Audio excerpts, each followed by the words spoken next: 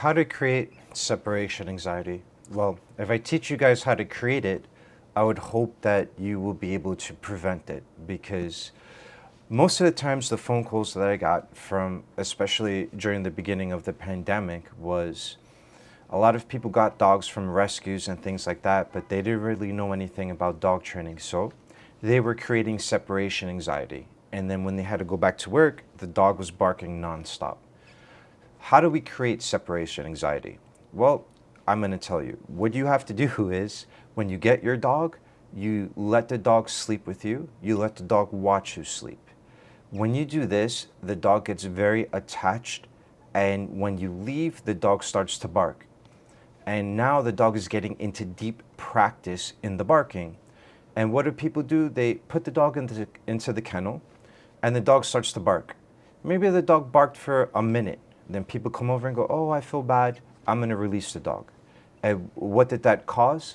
Myelin. Myelin, a white fuzzy substance that surrounds the tips of your neurons, it's responsible for creating skill. It's also what we call muscle memory. So you created muscle memory in your dog that if your dog barked, you let him out of the cage. Now, let's just say maybe you put him in there for, you were doing something, an online conference, and you put the dog into the crate and he barked for 5 minutes. And for 5 minutes straight, he barked, drove you crazy, you let him out. Now you're building muscle memory, and the dog is in deep practice of that. So now the dog has hope that you will let him out of the kennel, out of his crate, if he barked enough. So first it was a little bit of barking, then it turned into 5 minutes of barking. Sooner or later you put the dog into the kennel because you have to go to the store, and now the dog is barking for 10 minutes. Then you come home, you let him out of the crate, you go somewhere else, the dog has hope, starts to bark for 15 minutes, you let him out of the crate because it's annoying. Now you have to go back to work.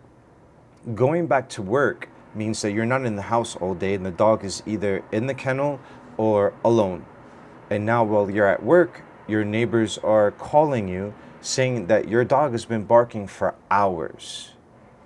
Well, how did this start? It started from the beginning, where the dog started barking for a little bit and you gave him the hope that barking was the key to release. And because that was the key to release, he has so much hope in that he's not going to stop. Who would stop if they have so much hope? This is how you create separation anxiety. So now, if you have a puppy or you get a puppy, especially during the Christmas times, the dog needs to grow up independent. It cannot watch you sleep. It can't be in the same room as you.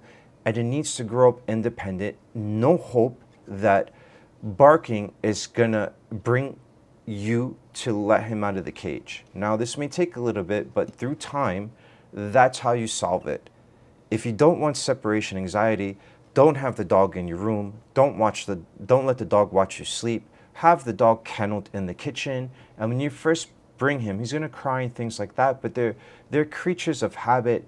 They're opportunistic. So if they realize that barking is not going to let them out of the cage, but when they're quiet, you do come, then you're going to have myelin on the dog being quiet and not thinking of barking and thinking that, man, if I stay quiet, someone's going to come and let me out of the cage. That's what you have to concentrate on, and that's how you stop separation anxiety.